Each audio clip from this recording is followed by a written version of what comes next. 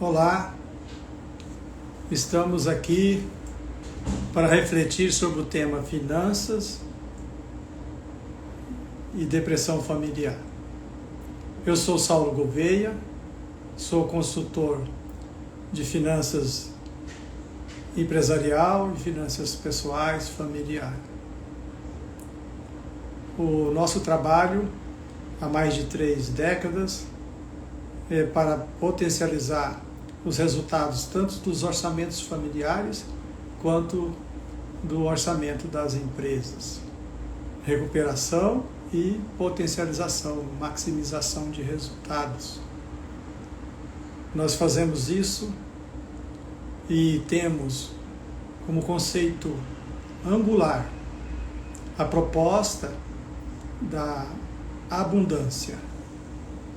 A proposta da abundância é a proposta que nos permite perceber o mundo como um manancial de oportunidades, de instrumentos e ferramentas e situações que nos trazem grandes oportunidades. Nós aprendemos muito nas academias o conceito de que recurso é escasso.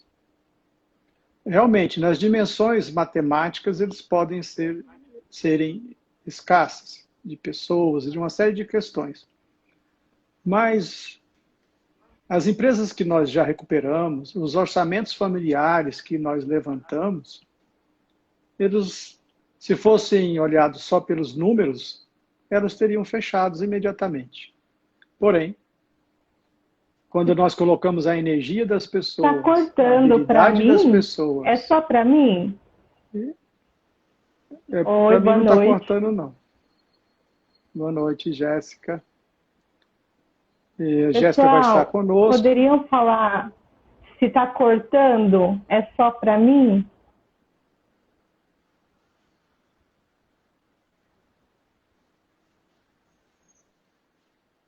Está normal para o pessoal, Jéssica.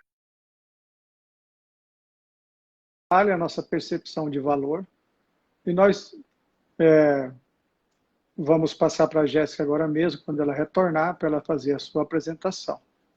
O nosso tema é muito importante, porque estamos vivendo momentos de isolamento, de escassez financeiras para muitas famílias. De forma que, nesse ambiente onde no Brasil, a maioria das famílias, elas não tem reserva técnica, a maioria das famílias não tem condições de se sustentar durante alguns anos com essa reserva, a maioria das famílias vivem do recurso do ciclo mensal. Na verdade, quando chega o fim do salário, ainda tem um pouco de mês ainda para ser vivido. Esse é o hábito da maioria das famílias. Então, o ambiente ficou escasso, ficou complexo, além do endividamento, que é uma questão grave nos hábitos, principalmente de nós brasileiros. Então, esse é o tema importante. Eu vou pedir para a Jéssica se apresentar. Depois nós retomamos uma abordagem nossa e da Jéssica sobre o tema. E depois de uns 15, 20 minutos, nós pretendemos responder as perguntas que estão sendo feitas para que possamos enriquecer o tema e o assunto conforme a necessidade de vocês. Jéssica, pode se apresentar?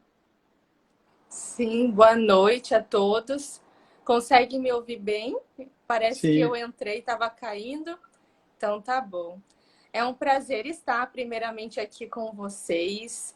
Vai ser um momento de reflexões profundas. São reflexões necessárias para o dia atuais.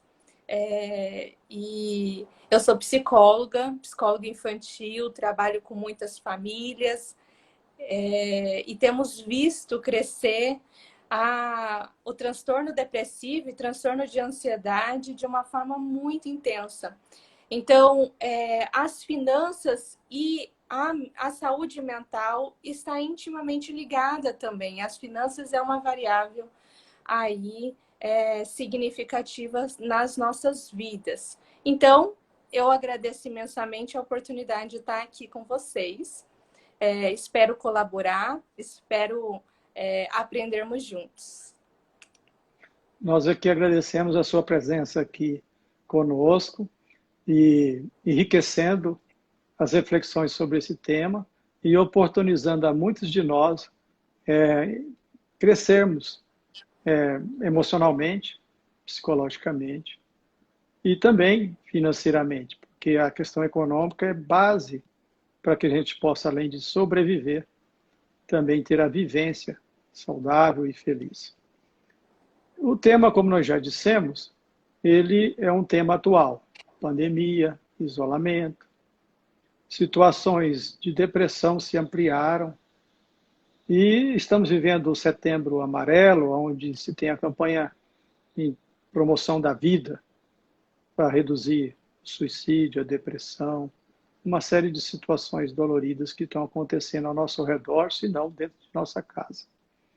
E sobre isso nós gostaríamos de perguntar a você, Jéssica, nesse cenário atual, como está e como devemos agir, qual que é a importância do zelo consigo mesmo, na família, das emoções, das questões psicológicas. Como que nós podemos pensar sobre isso nesse momento tão grave da humanidade? Nós temos visto que é de fundamental importância refletirmos sobre a saúde mental, ensinando as crianças desde pequenas a inteligência emocional e consciencial, que é o que eu trabalho também na abordagem transpessoal consciencial, que é o desenvolvimento de virtudes, de valores.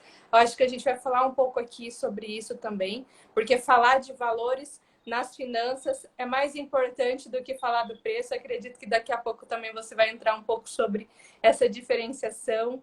E o cenário é muito triste. Nós temos, segundo a ONU, Organização Mundial de Saúde, mais de 300 milhões de pessoas com transtorno depressivo, e isso tende a aumentar cada vez mais mundialmente. No Brasil, nós temos aí um índice de 66%, como eu coloquei nos stories mais cedo, apresentando, né, chamando o pessoal para a live, de brasileiros endividados. E 80% deles, segundo um estudo da USP, está ligado ao desenvolvimento do transtorno depressivo. Então, como que a gente vai diminuir isso? Trabalhando na família uma organização, planejamento financeiro e emocional muito bem estruturado. E aí eu acredito que essa live vai trazer estratégias e ferramentas que possam auxiliar. E aí a gente pode, eu percebi, você compartilhou mais cedo comigo, que tem perguntas relacionadas também à criança. E a gente pode passar esses ensinamentos para as crianças também. Vamos falar um pouquinho melhor sobre isso. Então, é de fundamental importância essas reflexões nos dias atuais. Nós estamos no mês do Setembro Amarelo, que é uma conscientização do suicídio. Nós estamos tendo um crescimento de crianças também entrando, infelizmente, por essas vias. Então, é de fundamental importância que a família se estruture emocionalmente e que saiba lidar com as suas finanças de uma forma equilibrada. Saber, como eu aprendi com você, Saulo Gouveia, durante toda a minha vida, que o dinheiro, nós somos convidados a dar o devido valor. E isso é o mais importante. Por quê? Porque aí a família, ela não vai se basear os seus valores naquilo que ela tem de material, mas primeiramente nos princípios que ela traz, e organizar, dando o devido valor à organização financeira, a prosperidade virá. Não apenas prosperidade financeira, mas em todas as áreas. Isso é inteligência emocional, isso é saúde em todo o sistema familiar. Então, isso é o que a gente faz aqui de colaboração, de convite nessa introdução dessa live, sobre a saúde emocional. O quadro é grave. A nossa realidade hoje, pós-pandemia, é muito mais transtornos sendo desenvolvidos. A demanda de crianças tem assustado pós-pandemia. Ou seja, eu costumo falar para os pais, essa demanda que estamos vivenciando só demonstra uma falta de trabalho anterior para uma preparação em momentos de desafios. E falar de finanças, eu sinto também que é falar de desafios, né, Saulo? Então, é tão estranho falar Saulo, porque quem sabe aqui, me permitam falar pai, porque tá muito estranho isso. Então, é muito importante que nós, até me perdi, é muito importante que a gente saiba organizar as finanças na família, e isso vai refletir na forma como a família vivencia a sua saúde de uma maneira integral também. Nós não devemos rechaçar o dinheiro, os valores, nós devemos dar o devido valor. Eu acho que seria isso. Muito interessante essas reflexões do real valor do dinheiro, porque às vezes nós temos a ideia de que o dinheiro tem valor em si mesmo, mas o dinheiro é neutro, ele não tem valor em si. Quem coloca valor, quem dá valor ao dinheiro são as pessoas. Pode ser usado para o bem, pode ser usado para criar vacinas, como estamos necessitando agora, desenvolver tecnologias, desenvolver progresso, criar condições de saúde e de melhoria para as famílias, mas pode ser usado para as drogas, para as armas, para uma série de coisas. No âmbito das emoções, o que mais tem atrapalhado as famílias, e nessas 3 décadas a gente trabalha com isso, é a inversão de valores. A questão do ser humano, a questão do ter e do fazer. Invertemos os valores acreditando que ter é que justifica quem eu sou. Ter coisas. Ou fazer, ter habilidade de fazer. Se eu tenho muitas habilidades, eu sou alguém na vida. Se eu tenho muitas posses, ou muitas condições, ou poder de mando, eu sou alguém na vida. Mas não é assim. Essa é uma inversão. Porque o que seria de um profissional renomado que aos 40 anos, 50, tivesse algum acidente e não pudesse trabalhar mais? Ele deixaria de existir? Porque não pode fazer e ter situações? Então, o real valor é do ser. É importante ter? É. É importante fazer? É. Para desenvolver o ser. O ter e o fazer são instrumentos do ser. São instrumentos para desenvolver o ser. Como que eu vou desenvolver relações familiares sem ter uma família? Então, fazer, relacionar-se, tem a ver com ter família, para desenvolver o ser. Como que eu vou desenvolver na profissão, uma boa profissão, sem ter a profissão? Então, ter e fazer são grandes instrumentos. Essa inversão de valor é que faz que muitos de nós estejamos ansiosos. Cria um vazio na existência, porque quer sempre ter para poder se mostrar que é, e aí vai querer transferir isso para as questões do consumismo.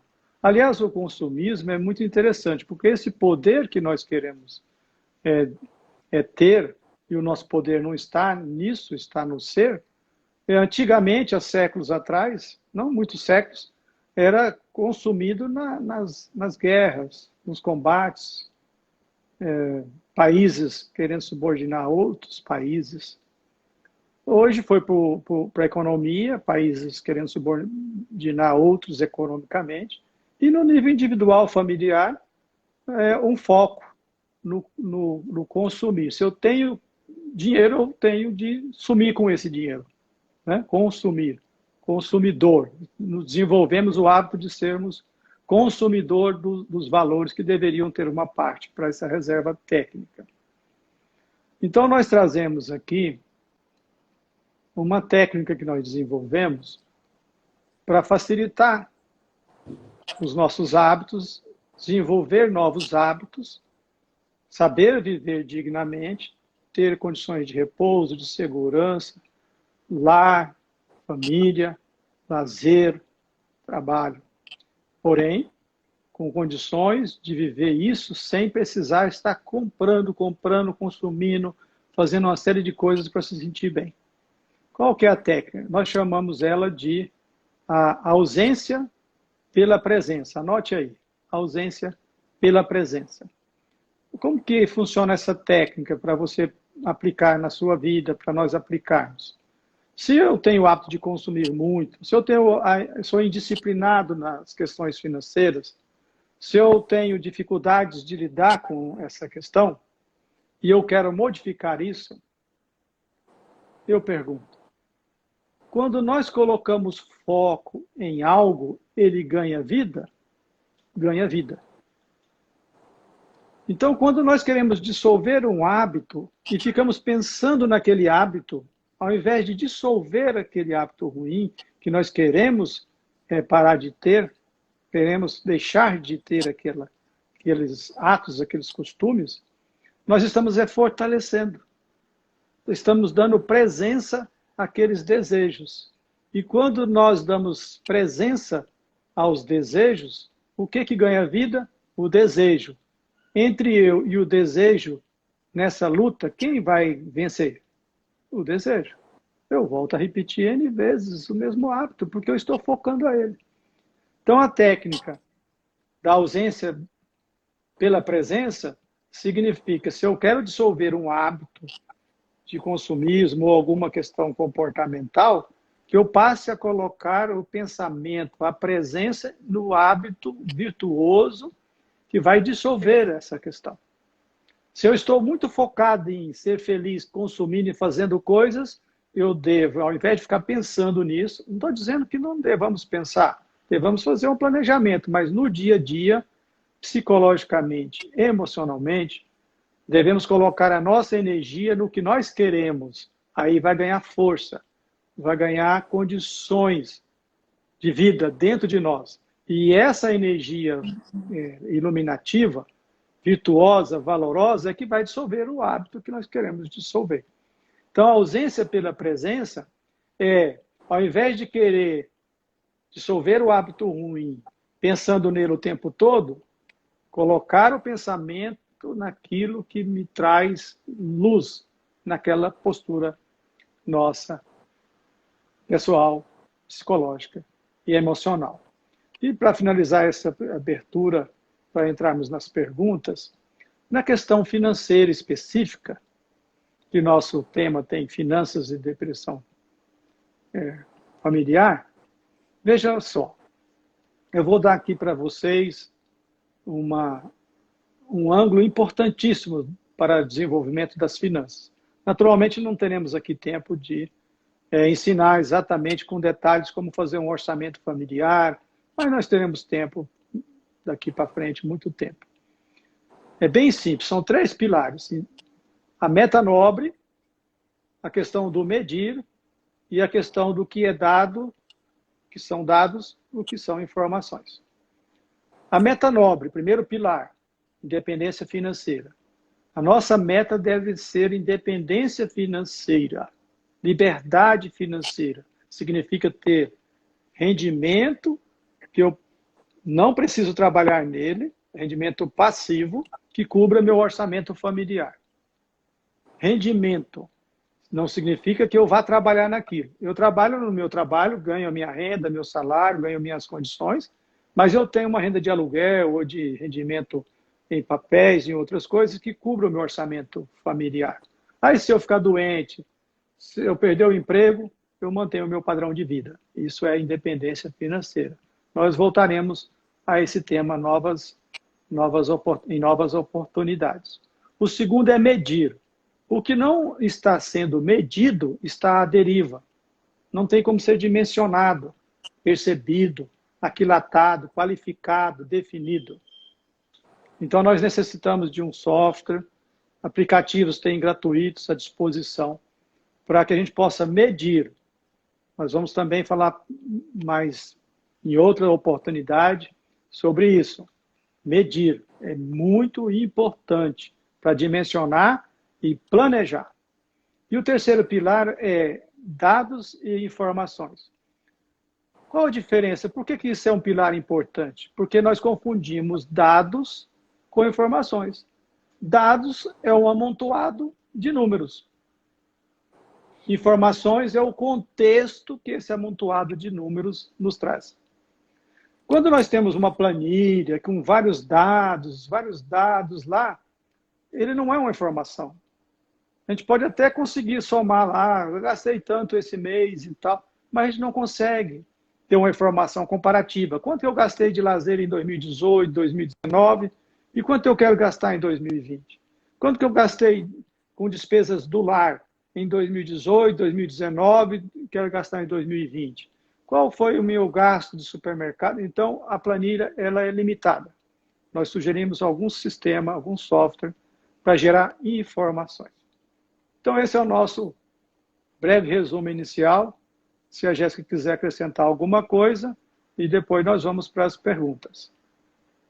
Sinto que esse caminhar, que não é fácil, nós sabemos que ressignificar hábitos é trabalhoso, pede esforços, pede tempo, é um processo, ele não é imediato, é o que trará saúde nos relacionamentos familiares e mais prosperidade em todos os níveis, não apenas financeiro, mas emocional e familiar, de convivência familiar, desse laço afetivo que tanto a gente está aprendendo a lidar neste momento. Apesar do desafio no isolamento, a família é o que mais está em foco neste momento. Então, e de certa forma, um desafio na falta de recursos também. Então, esse tema é fundamental a gente estar refletindo. Planejar financeiramente, mas, sobretudo, os pilares emocionais dessa família para que saibam administrar também a sua estrutura econômica de acordo com cada contexto. Muito bom. Então, vamos às perguntas que tem aqui. A primeira pergunta é como abordar um problema financeiro com as crianças que não têm compreensão ainda? Acho que eu posso responder isso, né, Jéssica? Criando o hábito de conversar sobre finanças com as crianças. As crianças fazem perguntas sobre finanças que você não imagina quanto essas perguntas vão gerar até uma necessidade de se capacitar para responder. Elas entendem, elas conseguem compreender a importância quando nós falamos sobre finanças. Existem muitos recursos à disposição. E o que eu recomendo aos nossos clientes sempre é uma reunião semanal, criativa, com possibilidades de dialogar sobre finanças, utilizando, tem bibliografia, tem vídeos, criar um momento bem rico, onde a criança goste de tratar disso. Se ela começar desde criança, conversando sobre finanças, ela não vai ter o dinheiro como algo que é para mostrar poder, e sim como um instrumento valiosíssimo para a vida delas. A Jéssica está aí ou ela caiu a conexão? Vamos a outra pergunta.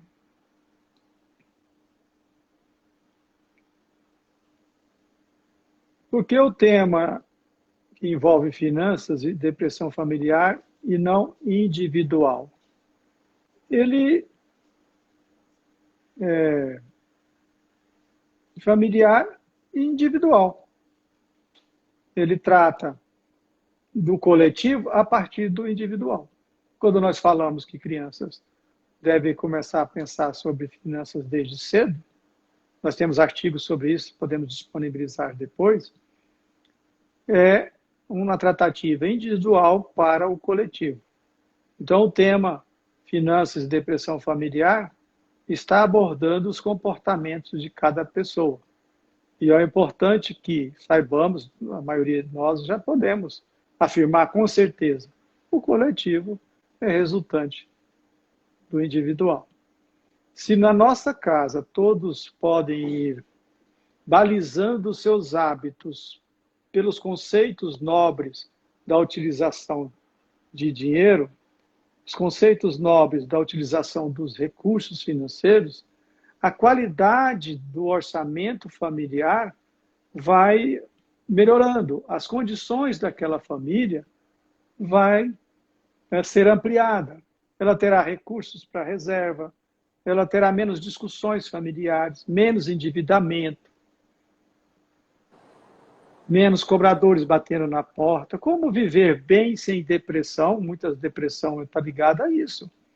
Porque não se sente digno, não se sente pertencente ao universo, acha que é vítima, que as situações são resultantes do mundo lá fora. Coloca o locus fora, o foco fora de si. Mas se nós trabalharmos todos esses instrumentos individuais, o coletivo terá um resultante muito melhor. Não é, Jéssica? Com certeza. Peço desculpa por eu ter caído, mas é assim na vida. Nas finanças também. A gente cai, a gente levanta quantas vezes forem necessárias. É só a gente realizar esforços. Só uma demonstração de como é a vida. Nós temos outra pergunta aqui, Jéssica, e todos.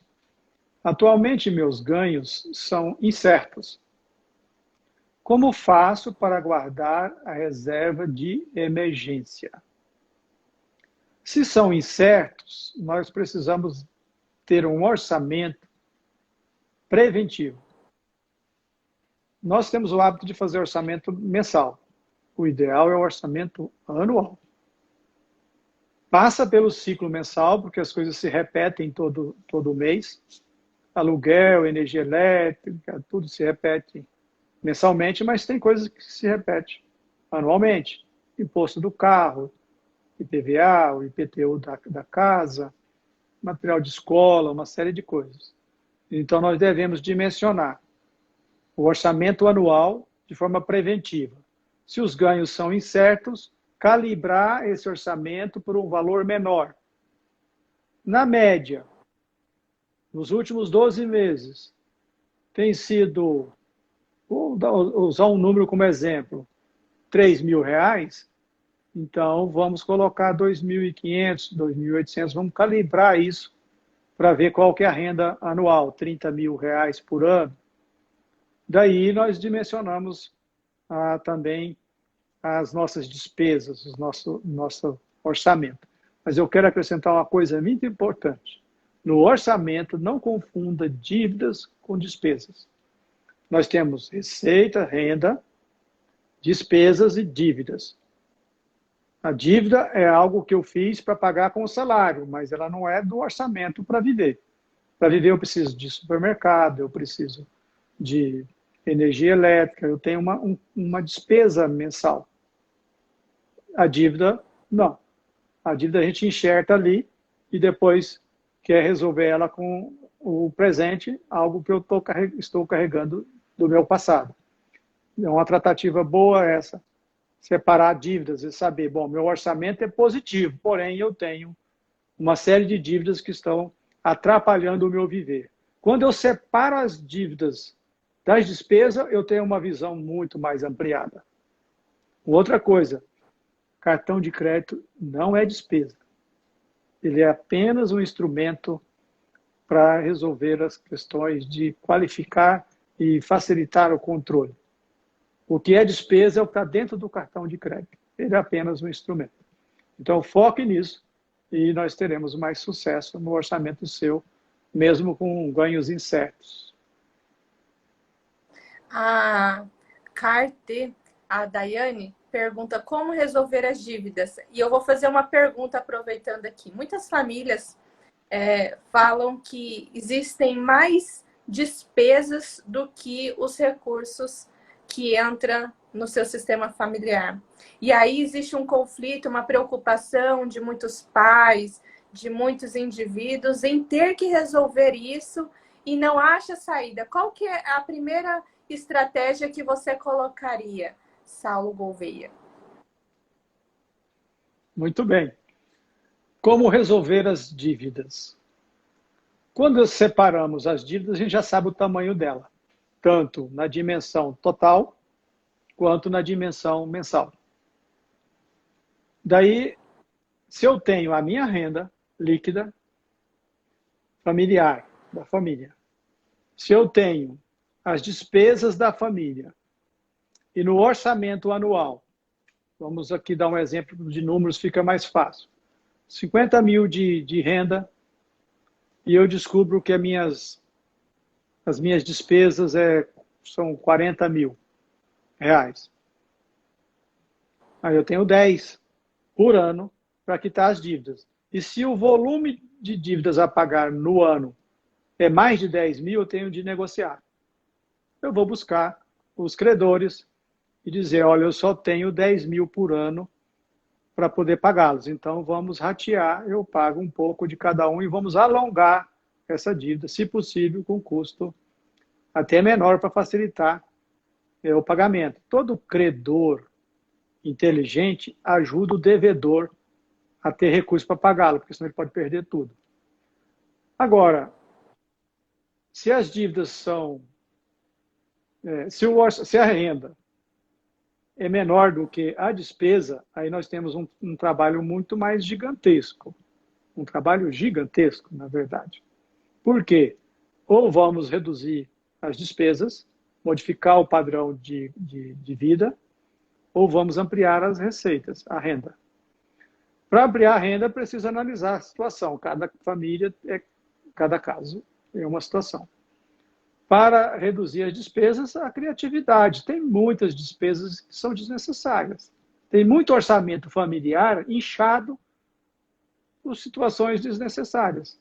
O lazer, por exemplo, pode ser trocado por vários lazeres que não custam nada e que são muito mais saudáveis. Ou a criatividade em termos daquilo que vai ser feito. Então, essa é a solução. Sempre. Renda, despesa, dívida.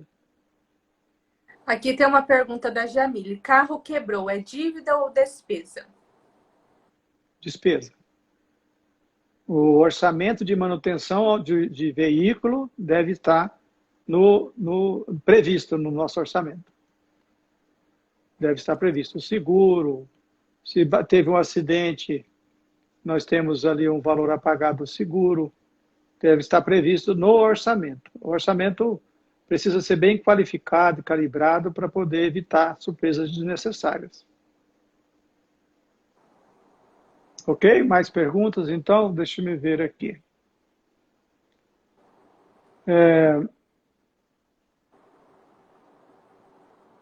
Como se pagar no meio das finanças? Muito interessante essa pergunta. Eu traduzo essa pergunta através de um conceito mundial de que devemos pagar primeiro a nós mesmos, para depois pagar os outros. Não é? Nós merecemos também que é o nosso dinheiro para o investimento, para guardar, para poder gerar aquela reserva técnica. Não é o dinheiro do dia a dia. Como que eu devo me pagar primeiro no meio das finanças? A primeira de todas, 10% no mínimo da sua renda deve ser pago antes de pagar os credores. Ah, mas e se não der? Eu vou olhar e dizer, bom, eu vou ter de reduzir os credores, porque eu mereço ser um credor de mim mesmo. Porque, veja, alimento, vestuário, são todos necessários para eu trabalhar e gerar renda. E todo mundo recebe, pega meu dinheiro, supermercado, a loja de roupa, todo mundo pega e eu fico sem nada. Então, o conceito é esse, eu me pagar primeiro. Certamente que, num primeiro momento, muitos de nós não teremos condições de pagar todos os credores. Mas se eu criar o hábito, lembra do presença,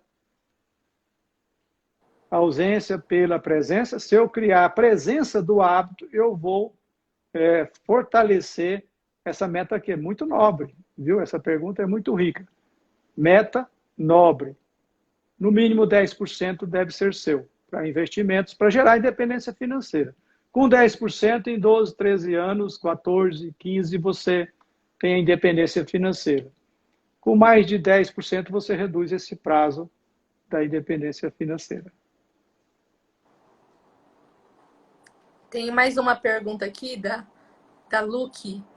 Luciane. Se eu tenho um dinheiro da venda de um imóvel e as dívidas são mais do que este valor, eu invisto o dinheiro em alguma coisa para aumentar a renda ou pago parcialmente a dívida? Vai depender do custo financeiro. Se as dívidas têm juros que normalmente é comum serem altos, você não vai conseguir rendimentos superiores a esses juros.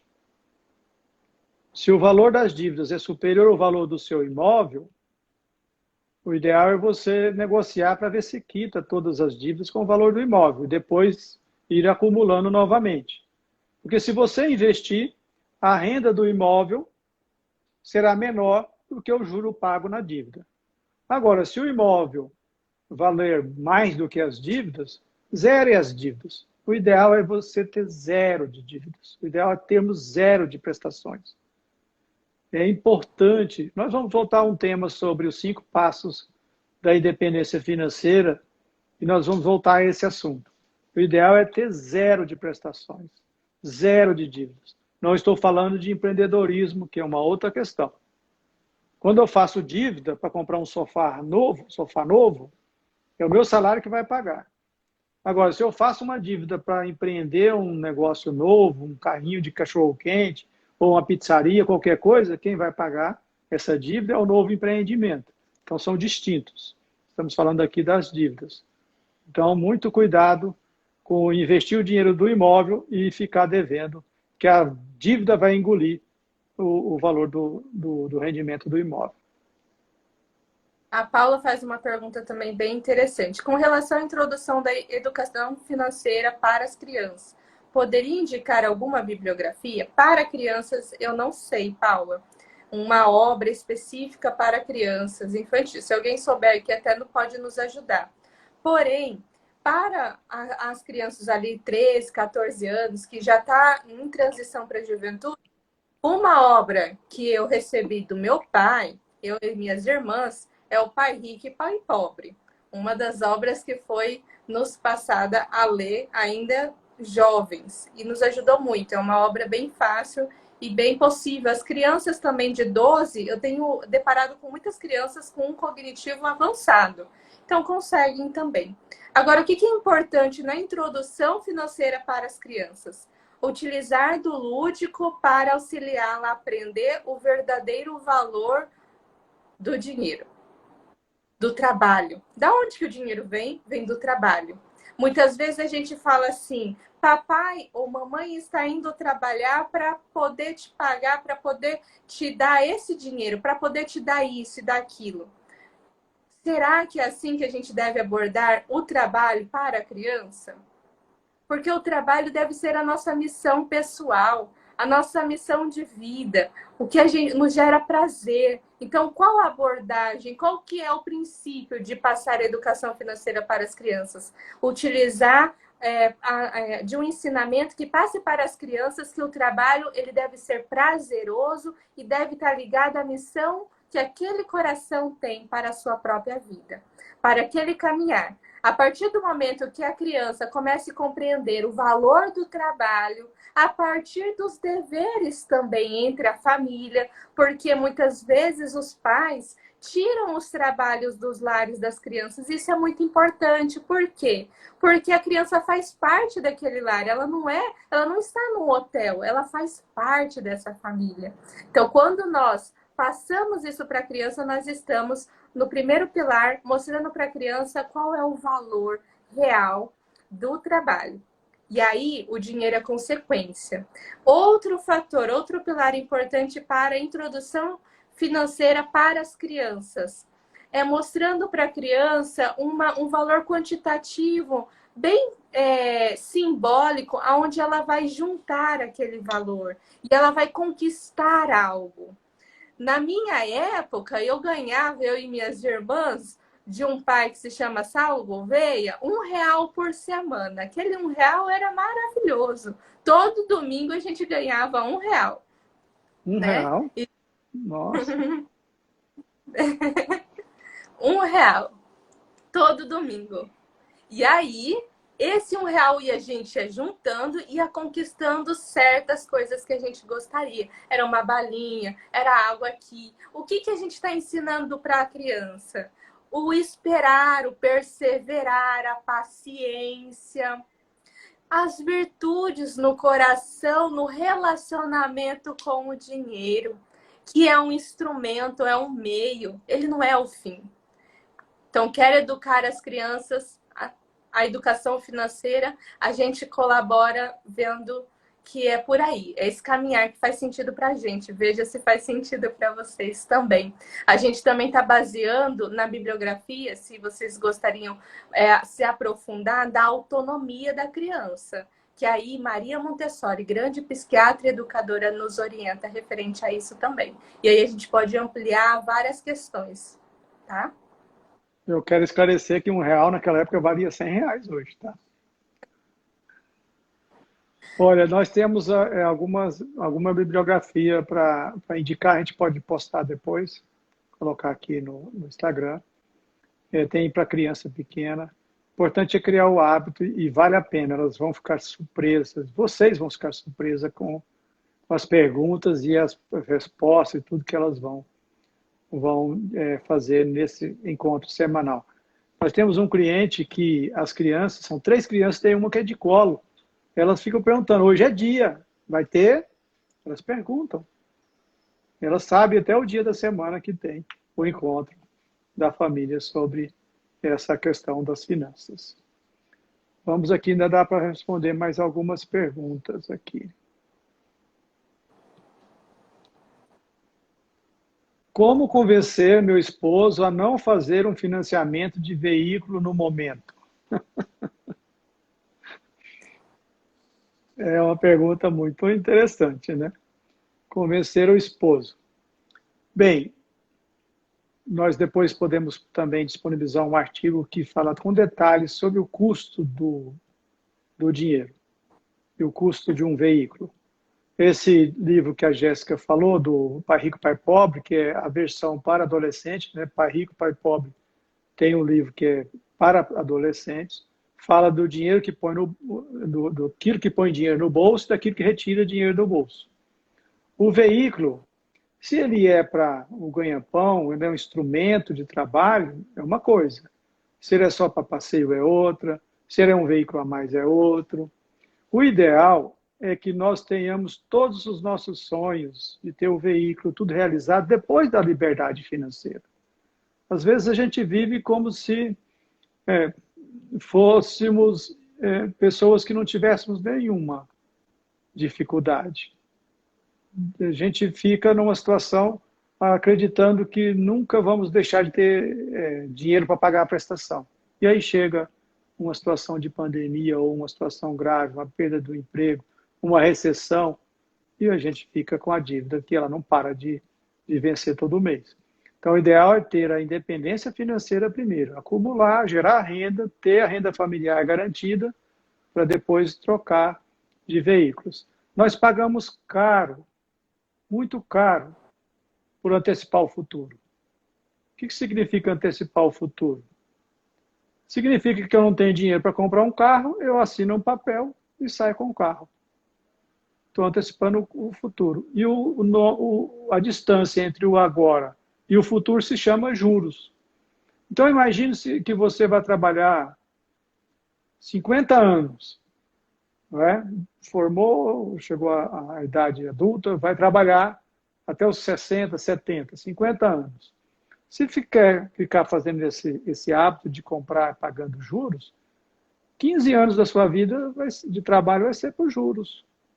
Mais uns 10 anos para pagar o imposto, ou seja, 25 anos do seu trabalho vai para os outros. Juros e impostos. Só vai sobrar 25 anos para você. Para você. Se sobrar, porque pode gastar mais do que ganha. Então, o ideal é trocar o carro quando for uma necessidade muito grave, o carro perdeu o carro não tem, e precisa mesmo. Aí sim. Agora, não estou vendendo avareza, não estou vendendo escassez. Eu estou vendendo a ideia de priorização. Priorizo a meta nobre, liberdade financeira. E aí, nesse período, eu vou economizar um pouco mais, deixar de gastar um pouco para chegar na liberdade financeira que eu devo alcançar. Existe na natureza exemplos riquíssimos de como poupar. Por exemplo, nesse instante, as árvores que sobrevivem, elas sobrevivem porque ela guarda energia. Ela guarda para sobreviver, passar o inverno e chegar depois e renascer suas flores pelas suas folhas. Ela poupa energia. E assim nós temos uma série de outros exemplos e devemos seguir esses exemplos. Porque a natureza é pródiga de nos dar condições de perceber que às vezes nós queremos antecipar aquilo que só deve ser trazido para cá no momento adequado. Então, eu acho que talvez o seu esposo vai compreender que vale a pena investir na segurança familiar, ter a liberdade financeira e começar a amar o carro atual, gostar do carro atual, cuidar dele. E aí a vida será um pouco mais segura. Certo, Jéssica? Certo. Ó, aqui pedem para deixar a live gravada. Acho que dá para deixar. Tal, você faz mentoria? Tem o Gomes pergunta. Luciano Gomes. Fazemos, sim. A Jamile fala: meus filhos pegam todas as moedinhas que acham e me dão para eles irem para Disney. Eles têm 3 anos. Muito legal. Bacana.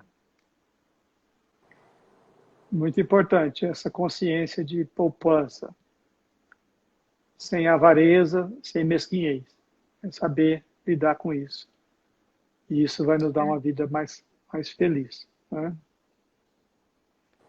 Nós temos aqui outra pergunta.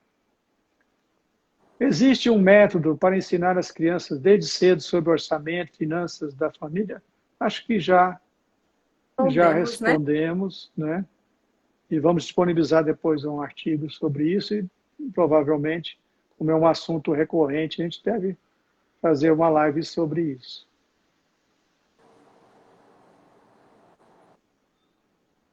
Outra pergunta aqui. É possível reservar uma quantia para minha independência financeira e, ao mesmo tempo, reservar... Como que eu faço para ver toda a pergunta aqui? Ah, ele tem um espaço, acho que não deu para escrever tudo. Tá, então quem fez a pergunta, se puder colocar ela aqui ao vivo aqui, a gente agradece. Qual é o ideal ter de reserva de emergência? Muito se fala em 6 meses. Quanto seria o ideal? De 6 a 12 meses para emergência, o que não é independência financeira. A independência financeira é ativos que geram renda para o resto da vida. Agora, para emergência, 6 meses está bom. 6 meses. Apesar de que agora esse isolamento social está demorando mais de 6 meses, né? Talvez a gente tenha de repensar. Mais de 6 a 12 meses é uma quantia ideal. Aonde deixar a reserva de emergência? A reserva de emergência deve ser em investimentos de pouco risco. Existe risco de mercado, risco de renda e risco do capital. Risco do capital é você perder o capital. Risco da renda é a renda muito pequenininha. E risco de mercado é, numa depressão, você ficar à mercê de uma renda menor daquela planejada. Pois bem, a reserva técnica deve ficar num investimento conservador. Algum investimento que tenha o melhor de rendimento, mas conservador. Então, não é renda variável, não são ações. Um fundo imobiliário, algum investimento de maior segurança. Peça ao seu consultor para te orientar numa aplicação de baixo risco, de capital. Ok? Muito bem, nós estamos caminhando para o final da live, que daqui a uns 10 minutos encerra o nosso tempo. E eu pergunto a Jéssica se ela quer deixar algum recado, e depois a gente também vai fazer algum recado, dizer da próxima live, tudo. Eu gostaria de mais uma vez agradecer, e eu gostaria também de abrir um pouquinho o meu coração neste momento, da minha alegria de ver o meu pai fazendo a sua primeira live, com tantos corações queridos acompanhando, tantos esclarecimentos, o que não chega a ser nem 1% do que ele pode oferecer. E dizer gratidão pela sua disponibilidade. A gente que acompanha eu desde o nascimento, vejo que a sua vida foi uma doação até hoje, e você está nas redes sociais, é mais uma doação que você está se permitindo fazer. A gente sabe o quanto foi desafiador você vir para as redes sociais, você já está na aposentadoria, resolve fazer um desafio novo, o quanto a gente tentou, falou e conseguiu fazer com que você viesse. Você no começo estava resistente, não era? Para quê? Já fiz tudo. Você não precisa estar nas redes sociais, mas por doação, o teu coração decidiu estar, viu que você pode fazer muitos pelos corações.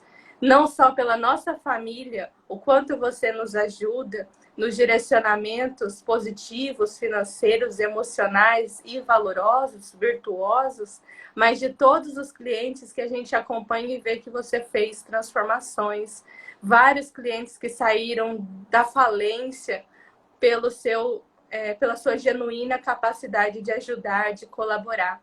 Então, seria uma perda muito grande se você não pudesse expandir para mais corações. Então, eu gostaria de agradecer. Eu sei que não é fácil, eu sei que é desafiador, e eu agradeço muito, porque você está aqui não pelo Saulo, você está aqui para auxiliar muitas pessoas a aprenderem o verdadeiro valor do dinheiro, que não é o dinheiro em si, mas aprender uma maneira de lidar com as finanças virtuosa. E isso vai fazer diferença para as novas gerações, sem sombra de dúvidas. Então, eu gostaria de agradecer. Eu é que agradeço, não estava previsto, não tínhamos combinado nada disso. Agradeço imensamente suas palavras, você me deu muitas dicas, e já que você toca nesse assunto, a gratidão a você e minha família é muito grande, é imensa. Eu preciso ser fiel à gratidão e fiel àquilo que aconteceu. Na verdade, realmente, você tem razão, vir para a mídia social, vir para redes sociais, virtuais, foi realmente um parto pelo hábito nosso de atender pessoalmente as pessoas. Mas nós temos um cliente de consultoria financeira e empresarial, eles são conhecidos, é um casal, pessoas bacanas, muito boas. Ele chama Wendel Carvalho e ela Karina Peloy. E eles, um dia no nosso consultório aqui em Cuiabá, ele disse: Saulo, o que você tem é muito rico, precisa ser compartilhado. São mais de 3 décadas de experiência. Ele incentivou. E eu comecei a pensar naquele dia, ele falou assim, finanças pessoais até tem muitas pessoas, mas a empresarial, a técnica que você desenvolveu, porque nós desenvolvemos uma metodologia, que nós chamamos a metodologia Arte do Lucro, nós vamos ter a oportunidade de abordá-la. Então, ele foi o pontapé. E aí comecei a pensar naquilo que ele falou como propósito de vida, propósito existencial. Então, acredito que esse reconhecimento é importante. É importante as pessoas que colaboram Fosco, a Carter Market, a Leninha, outros que vieram antes e os que virão. Certamente, você, Jéssica, minhas outras filhas, minha esposa, todos estão colaborando para que eu possa ter condições de manter esse espaço aqui. Inicialmente, nós queremos fazer lives toda quinta-feira nesse horário, 19h15 de Mato Grosso, 20h15 de Brasília. A nossa ideia é ter 3 séries. Assim, não é série da Netflix, tá? São séries que nós vamos abordar. Uma série é do sentir, a outra série é do pensar e a outra é do fazer. Nós vamos abordar cada semana uma série, depois volta aquela série na quarta semana seguinte sobre o sentir. Na próxima semana nós vamos abordar o sentir. E o tema é: eu queria ser rico para nunca mais ter um dia triste. Esse é o tema da série Sentir, da próxima quinta-feira, 19h15, horário de Mato Grosso. E depois, na semana seguinte, nós seguiremos com a série Pensar e a série Fazer. No Sentir, nós vamos trabalhar o sentimento, e com todas as abordagens da linha de abundância. No Pensar, nós vamos trabalhar instrumentos de como desenvolver as condições dos orçamentos e maximizar resultados. E no Fazer, nós vamos buscar técnicas mais específicas, até alguns exercícios, para que a gente possa contribuir com todos. Certamente que na próxima quinta-feira nós traremos esse tema. Eu queria ser muito rico para nunca mais ter um dia triste. Será? Outra coisa importante, a Carter Market é a idealizadora das séries. Eu achei muito chique, falei, nossa, pensei que era só a Netflix que fazia séries. Mas agora eu já inicio com 3 séries. Então, nós teremos aí a primeira temporada das séries Saulo Gouveia. Minha gratidão a todos. Esperamos realmente fazer essa jornada com muita alegria no coração e com todos que estão conosco colaborando. Lembrando do nosso time de consultoria financeira. Alessandra Bicudo, Teixeira Carvalho, Elvio, Aline e a Isaura. Também estão conosco. Um abraço e muita paz para todos.